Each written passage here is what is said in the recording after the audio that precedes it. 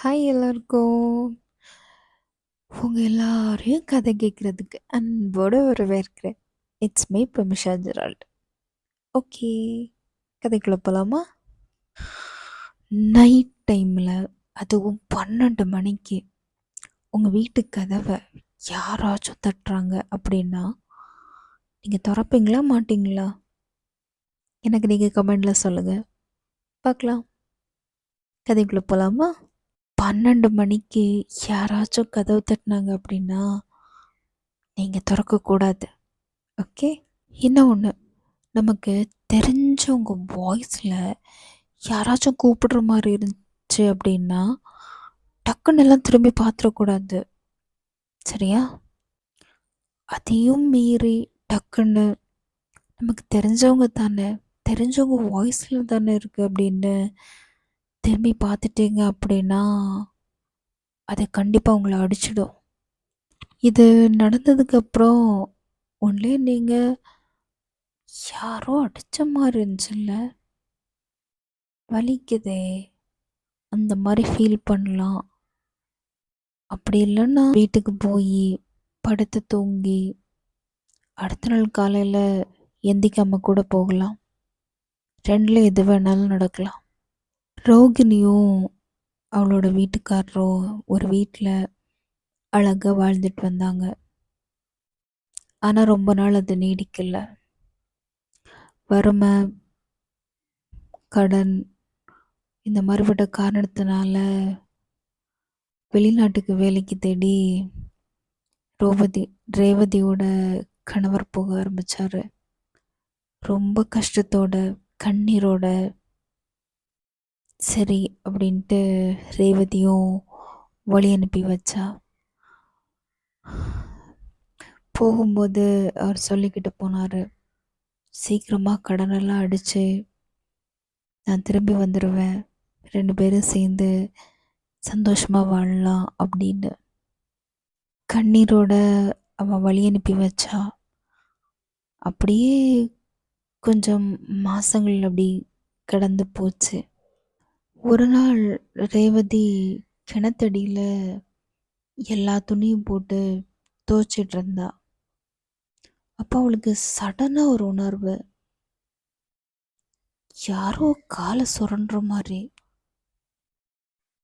யாரு அப்படின்னு கிணத்துக்குள்ளாடி எத்தி பார்த்தா. ஆனால் அங்கே யாருமே இல்லை. தண்ணி தெளிவாக இருந்தது.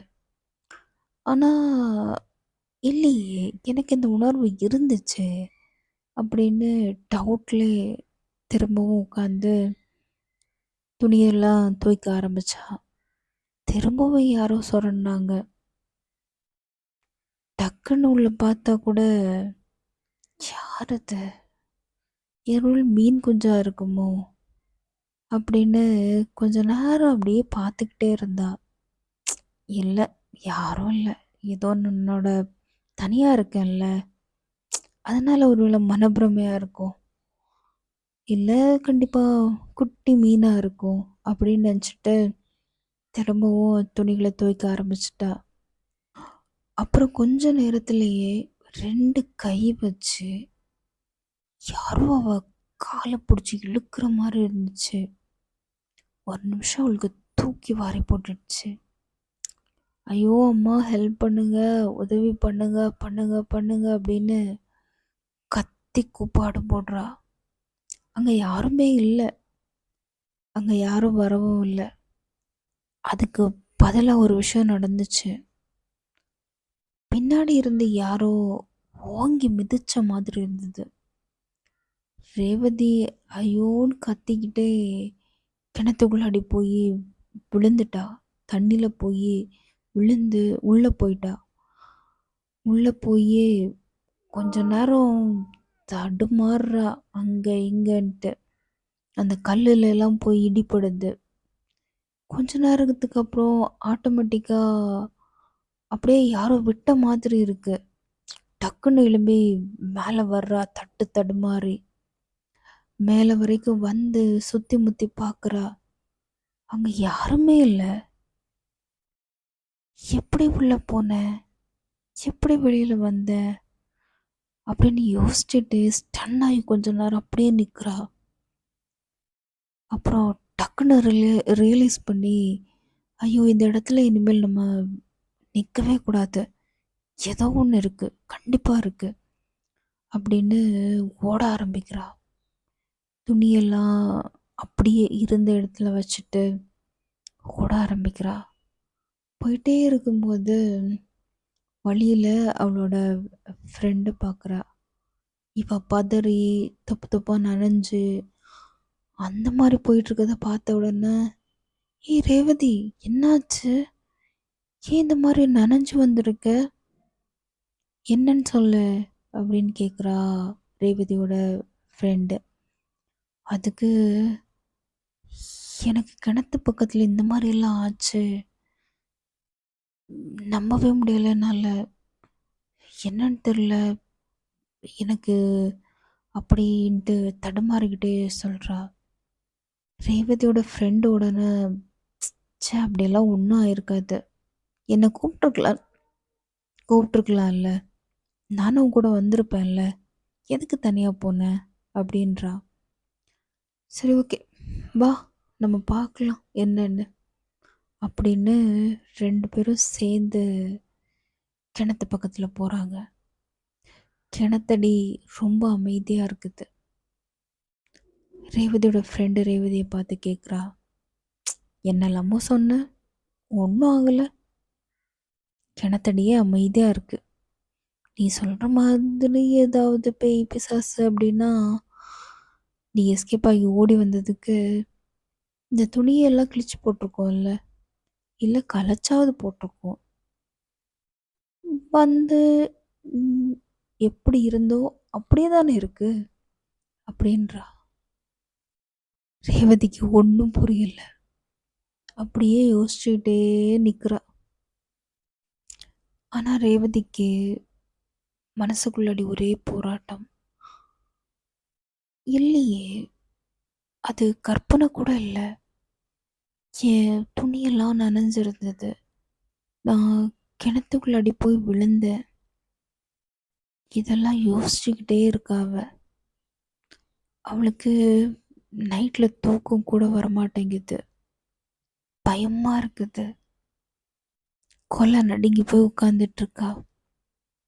வீட்டில் தனியாக வேற இருக்கா.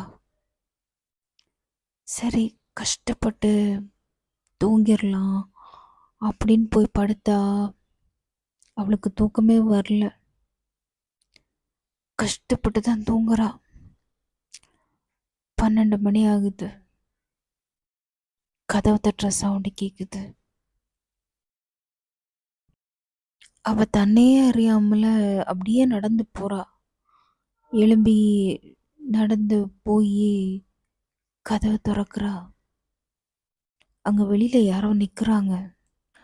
அந்த புகமூட்டமான உருவம் அவளை கூப்பிடுது. அவ தன்னையே அறியாம அந்த புகை மாதிரிப்பட்ட உருவத்து கூட அப்படியே போக ஆரம்பிக்கிறா. அவளுக்கு ஒரு சுயநினைவே இல்லை. அப்படியே நடந்து போய் போற வழியில டக்குன்னு அவளுக்கு ஞாபகம் வருது. ஐயோ, வீட்டிலேருந்து இவ்வளோ தூரம் தாண்டி வந்துட்டோமே, மணி என்ன இப்படி இருட்டா இருக்கு அப்படின்னு அவளுக்கு திரும்பி டக்குன்னு ஓட ஆரம்பிக்கிறா வீட்டுக்கு. அவ பின்னாடி யாரோ அவளை துரத்திக்கிட்டே வராங்க. எதையுமே கண்டுக்கல. ஓடுறா. வீட்டுக்குள்ளாடி போயிட்டு கதவை சாத்திடுறா. ஆனா யாரோ வெளியில நிக்கிறாங்க. அவளுக்காக காத்துக்கிட்டு இருக்காங்க. சிரிக்கிற சவுண்டு கேட்குது அவளுக்கு. கதவை டம்மு டம்முன்னு தட்டுற சவுண்டும் கேட்குது. இது ரெண்டும் சேர்ந்து அவளை ரொம்ப பயமுறுத்துது. அடுத்த நாளே அவங்க அம்மா கிட்ட சொல்றா, அம்மா, நான் கிணத்தடிக்கு போனேம்மா, தனியாக போனேன், இந்த மாதிரிலாம் எனக்கு ஆச்சு. அடுத்த நாள் நைட்டு இந்த மாதிரி நான் படுத்துட்டு இருக்கும்போது யாரோ கதவை தட்டினாங்க. என்னே தெரியாமல் நான் போய் கதவை திறந்துட்டேன். நான் எப்படி வெளியில் போனேன்னே தெரிலம்மா அந்த கிணறு இருக்குல்ல, அதை நோக்கி நடக்க ஆரம்பிச்சிட்டேம்மா நான். எனக்கு டக்குன்னு ஒரு மாதிரி நினைவு வந்த மாதிரி இருந்துச்சுமா. திருப்பி வீட்டுக்கு ஓடி வந்துட்டேன். ஆனால் வந்ததுக்கப்புறமும் எனக்கு யாரோ என் பின்னாடியே துரத்திட்டு வந்தாங்க. நான் கதவு சாத்திட்டேன். யாரோ வெளியில் நிற்கிற மாதிரியே இருந்துச்சுமா. கூப்பிடுறாங்கம்மா என்ன, கதவு தட்டிக்கிட்டே இருக்காங்கம்மா அப்படின்னு அவங்க அம்மா கிட்ட சொல்கிறா. அவங்க அம்மா ஆறுதலா, எதுக்கும் பயப்படாத, கடவுள் இருக்கார் எல்லாத்துக்கும் அப்படின்ட்டு, கடவுள் தான் துணை அப்படின்னு கடவுள்கிட்ட 2 பேரும் சேர்ந்து சரணாகதி ஆகுறாங்க. அதுக்கப்புறம் கொஞ்சம் நாட்கள் போகுது. அப்படியே இந்த விஷயத்துலேருந்து ரேவதி வெளியில் வர்றா. ஃபாரின் போன கணவர் வீட்டுக்கு வராரு. கடன்கள் எல்லாம் முடிஞ்சு கொஞ்சம் சேவிங்ஸோட. அதுக்கப்புறம் என்ன, சந்தோஷமாக லைஃப்பை வாழ ஆரம்பிக்கிறாங்க. இதுதான் இன்றைக்கான கதை. நல்லா இருந்துச்சா? பாய் எல்லாருக்கும். அடுத்த வீடியோவில் பார்க்கலாம். சப்போர்ட் பண்ணுங்கள், சப்ஸ்கிரைப் பண்ணுங்கள். பாய்.